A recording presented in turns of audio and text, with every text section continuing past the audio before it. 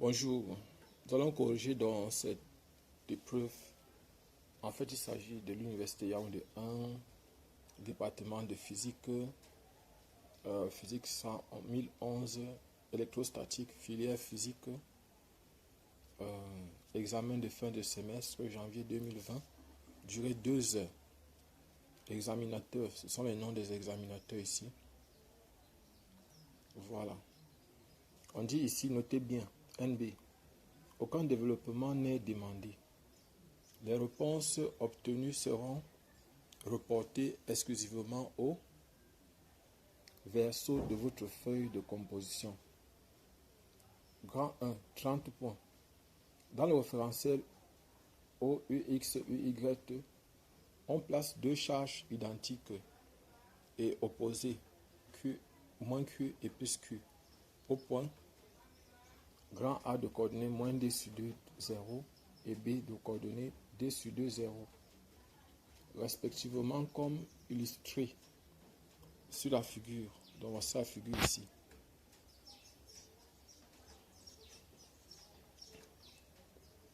Donc, comme illustré sur la figure, de manière à constituer un dipôle électrostatique D très petit devant R, on se place dans la base OUX, UY, UO, UR, Uθ. Et on néglige, en fait il s'agit là d'un repère polaire, et on négligera tous les termes en 1 sur R carré. Petit 1, déterminer en tout point M de coordonnées Rθ le potentiel en fonction de R et de θ. Petit B, l'équation des surfaces équipotentielles. Petit C, le potentiel en fonction de P, moment dipolaire, UR et R.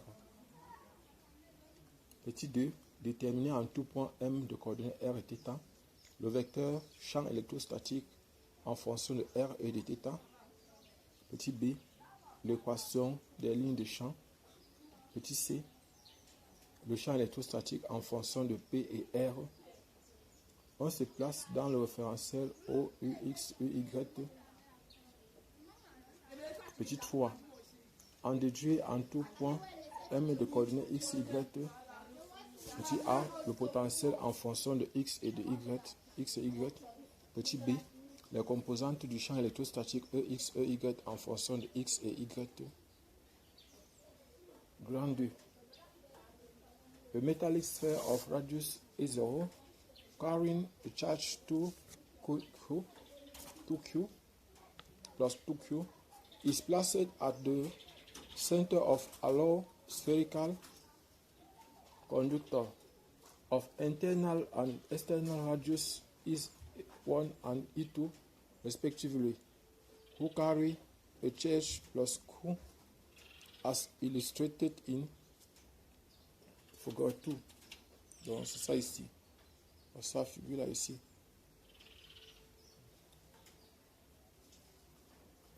Question 4. Calculate the surface density sigma interne and sigma externe on the internal and external wall of the alloy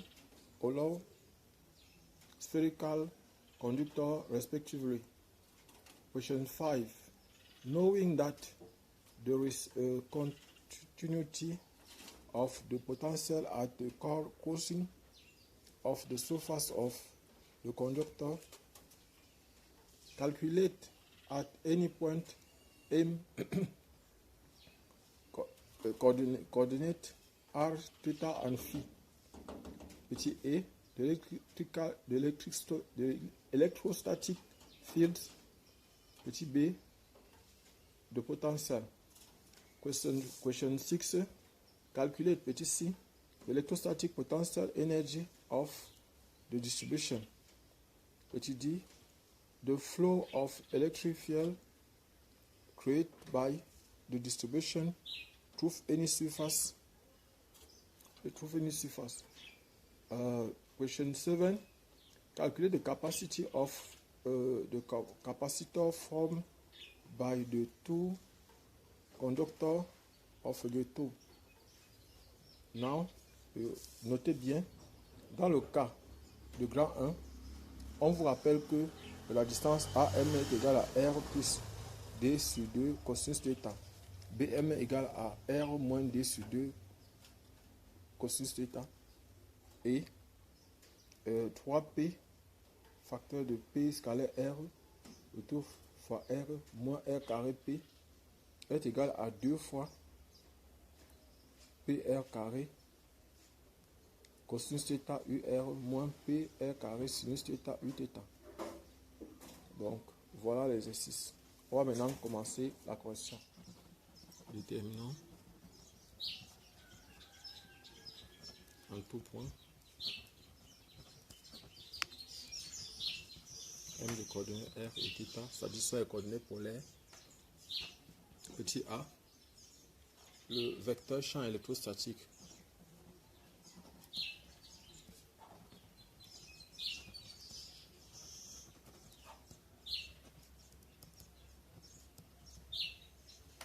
En fonction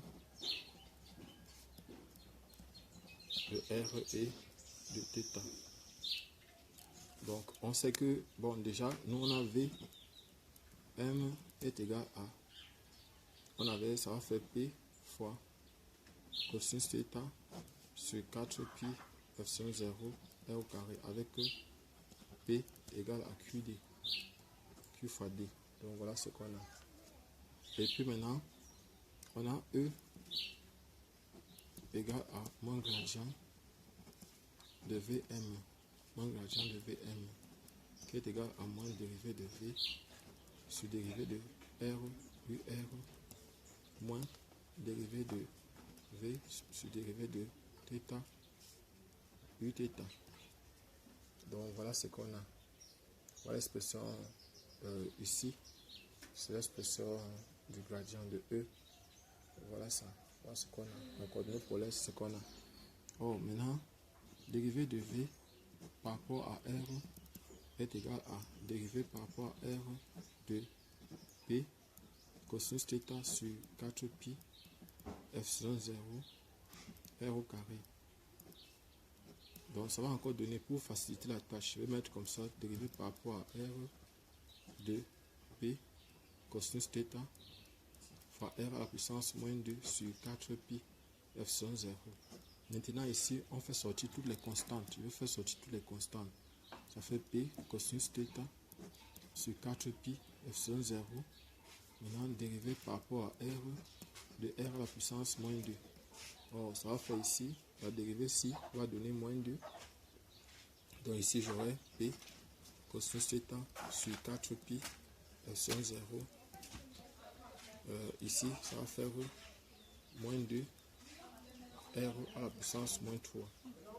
Donc, voilà, ça va faire donc dérivé de V par rapport à R sera donc égal à moins 2P cosinus θ sur 4 pi epsilon 0 R au cube.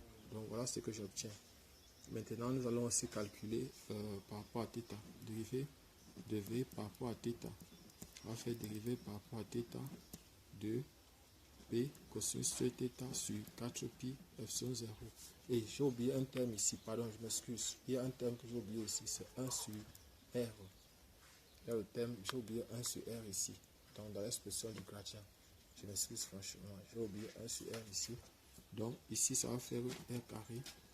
Je vais faire sortir donc toutes les constantes. Ça va faire P sur 4 pi epsilon 0 R au carré, dérivé par rapport à R par rapport à θ plutôt, de cosinus de θ. Voilà, dérivé de cosinus de θ, c'est moins sinus de θ. Donc ça va donner ici moins P sinus de θ sur 4 pi epsilon 0 R au carré. Donc maintenant E sera donc égal à, avec le moins qu'il y a devant gradient, avec le moins ici, on va remplacer, chacun passe, ça va donner 2 fois P cosinus de θ sur 4 pi epsilon 0 R au cube UR plus P sinus de θ sur 4 pi epsilon 0 R au cube Uθ. Donc voici l'expression ici du champ électrostatique en coordonnées polaires. Voilà l'expression du champ en coordonnées polaires. Donc nous allons répondre à la deuxième question, petit b. Petit b, on demande l'équation des lignes de champ. Petit b. Nous répondons maintenant à la question C, où on demande de trouver le champ électrostatique en fonction de P et de R. Question C, expression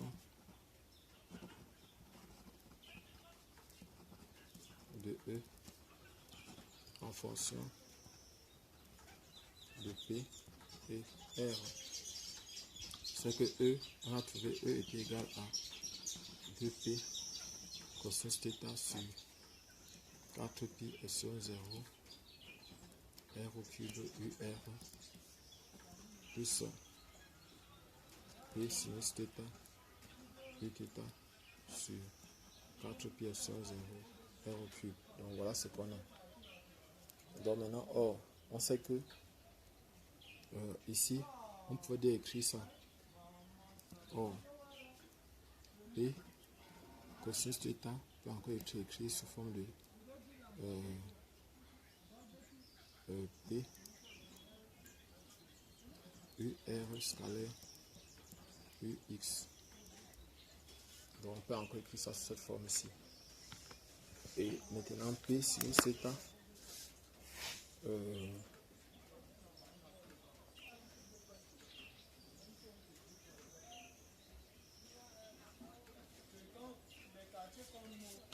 donc nous ce qu'on va faire plutôt, n'est-ce pas? On nous a donné une formule ici.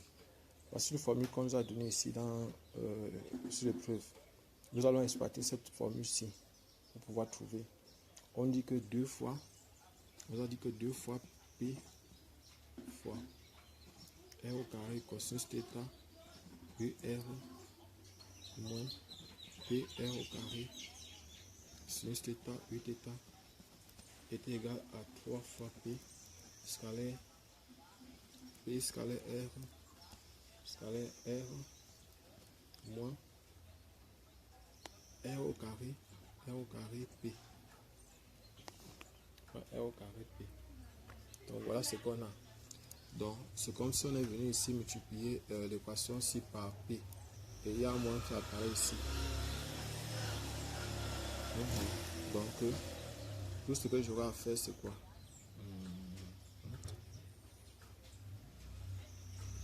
Donc je peux venir ici, je multiplie par R au carré ici en bas et R au carré en haut. Ça va faire E au point M est donc égal à 2 fois P R au carré cosinus θ UR sur 4 pi epsilon 0 R puissance 5.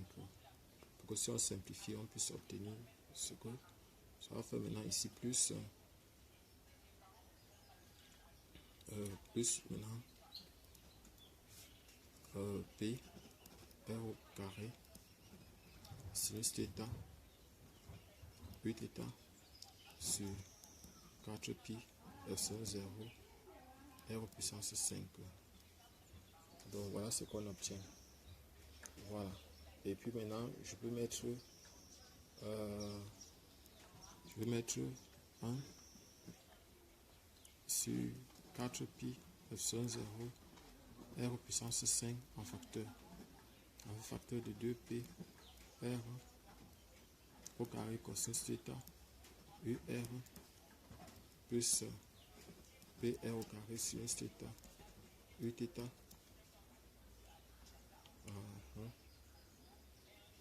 Voilà ce que j'ai. Donc maintenant, je peux donc écrire. C'est vrai que bon, en fait, il y a un mot là qui apparaît, je ne sais pas. Ça a tendance à compliquer. Bon, ça paraît, c'est vrai. Bon, on va écrire comme ça.